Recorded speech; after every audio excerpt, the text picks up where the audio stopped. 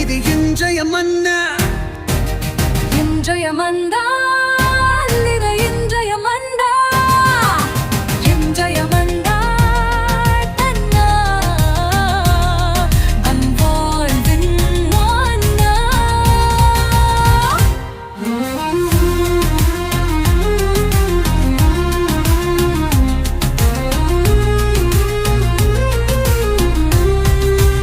இயேசுவுக்கு பிரியமான அன்பு இறை உறவுகளே, நண்பர்களே, உங்கள் ஒவ்வொருவரையுமே சிறப்பாக இந்த புதிய நாளில் சந்திப்பதில் மிகுந்த மகிழ்ச்சி.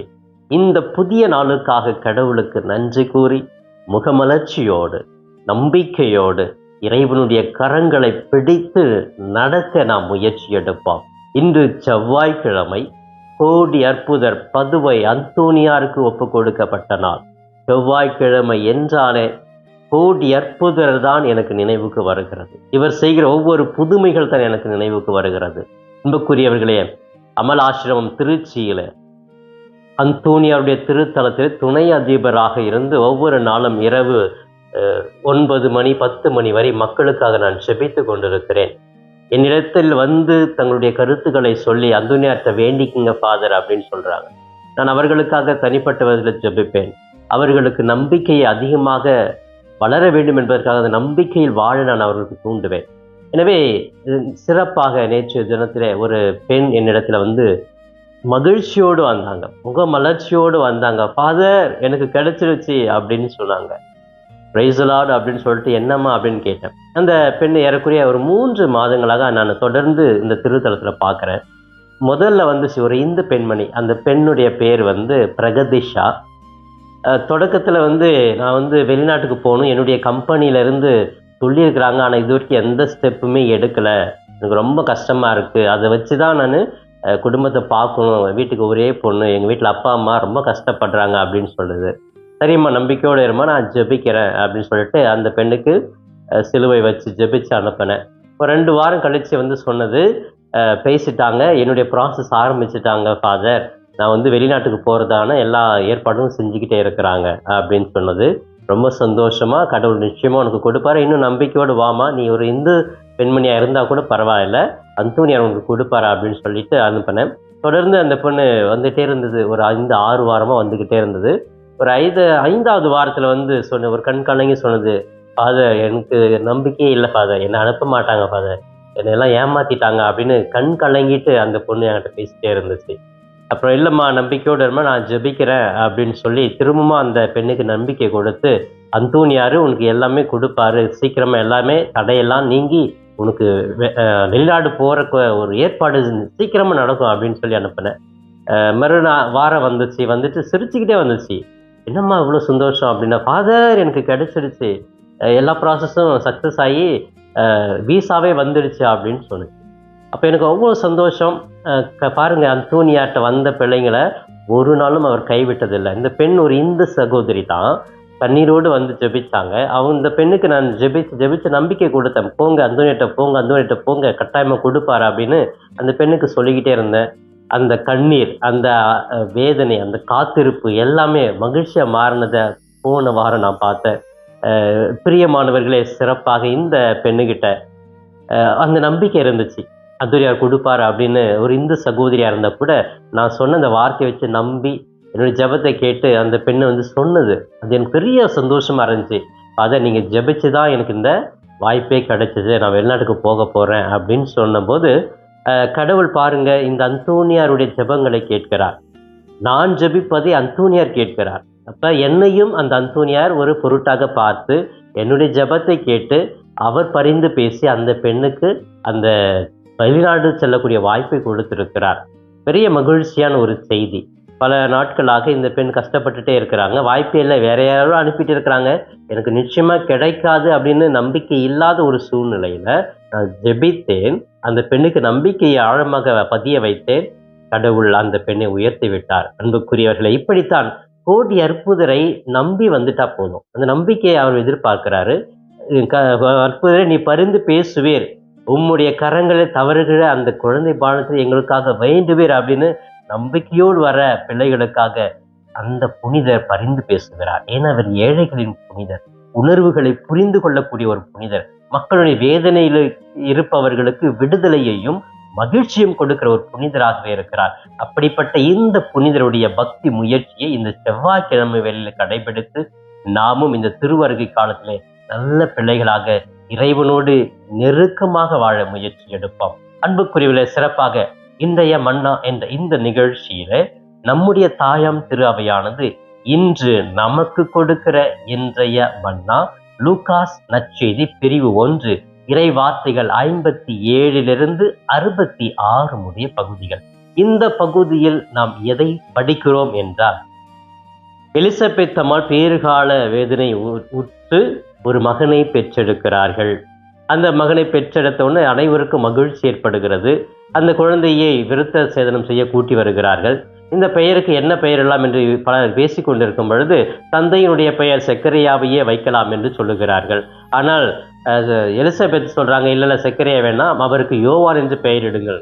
அப்ப எல்லாருமே சொல்றாங்க, நம்முடைய பாரம்பரியத்துல குடும்பத்துல இந்த மாதிரி பெயர் கொண்டு யாருமே இல்லையே, இல்லாத பேர் ஏன் நீங்க சூஸ் பண்றீங்க அப்படின்னு கேட்கிற பொழுது அந்த செக்கரியாவிட்ட கேட்குறாங்க, நீ என்னப்பா விரும்புற அப்படின்னு அவரு சைகையை காட்டி என்ன பெயர் வைக்கலான்னு கேட்குறாங்க. அதுக்கு அவர் சொல்றாரு, எழுது பலகையை வாங்கி யோவானே எழுதுறாரு.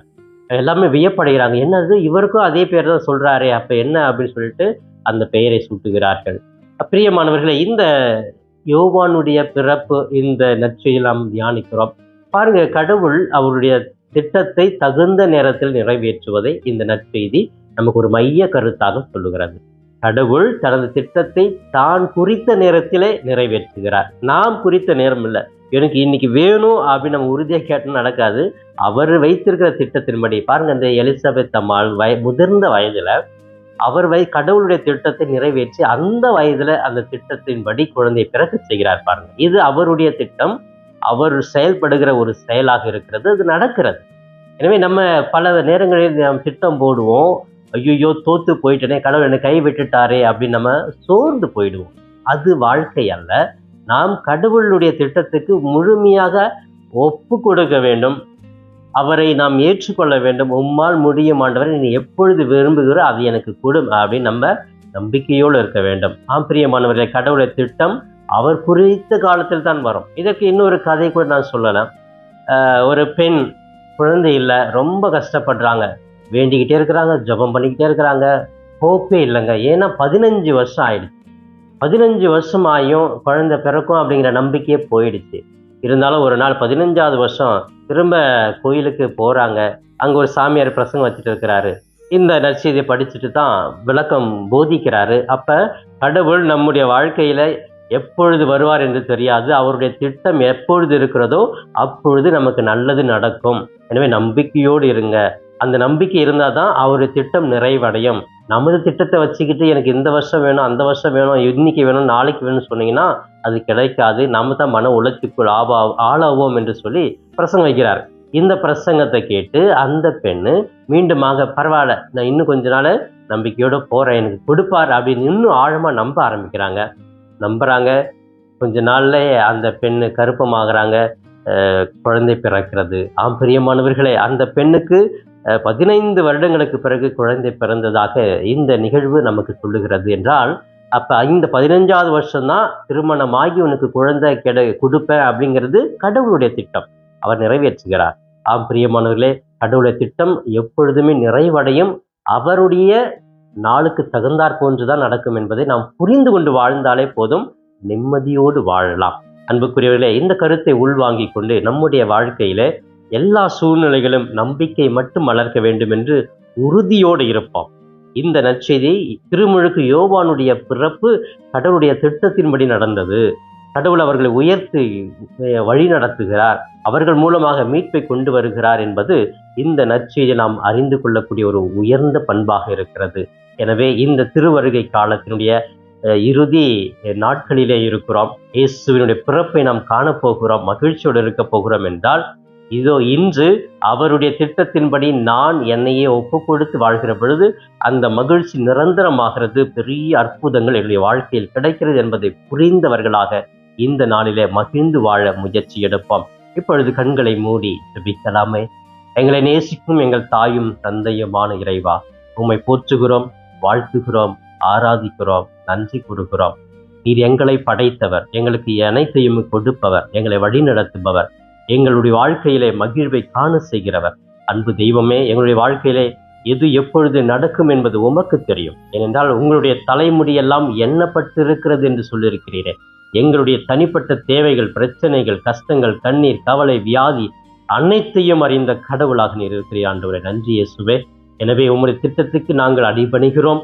உமக்கு விருப்பம் என்றால் நீர் அதை நிறைவேற்றி காண்பியும். அதுவரை நாங்கள் உம்மை இறுக பிடித்து வாழ்வோம் என்று நம்பிக்கையோடு இருக்கிற பிள்ளைகளுக்காக நீர் தொடர்ந்து ஆண்டவரே அருளையும் ஆசிரையும் வழங்குவீராக.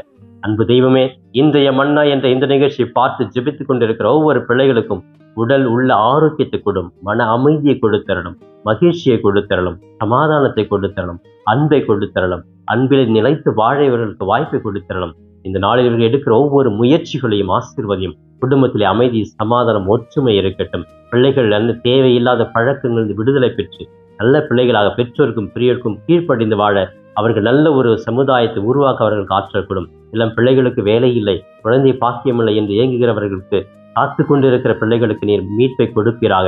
உமது திட்டத்தின்படி அவர்களுக்கு விடுதலை கொடுப்பீராக. காத்துக்கொள்ளும், வழி நடத்தும். இவையெல்லாம் எங்கள் ஆண்டவரும் மீட்பெருமான இயேசுவின் இணையற்ற நாமத்தில் ஜெபிக்கிறேன், ஜீவனுள்ள நல்ல பிதாவே. ஆமேன், ஆமேன். பிரியமானவர்களே, இந்த நாள் இனிய நாளாக, இறை அருளை நிறைவாக பெற்று மகிழும் நாளாக இருக்க நான் வாழ்த்துகிறேன். உங்கள் ஒவ்வொருவருக்காகவே சிறப்பாக என்னுடைய தனிப்பட்ட ஜெபத்திலும் திருப்பலிலும் கூட ஜெபிக்கிறேன். இயேசுவுக்கே புகழ், மரியே வாழ்க.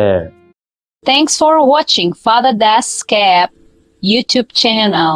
Subscribe and share the video to your friends. May God bless you.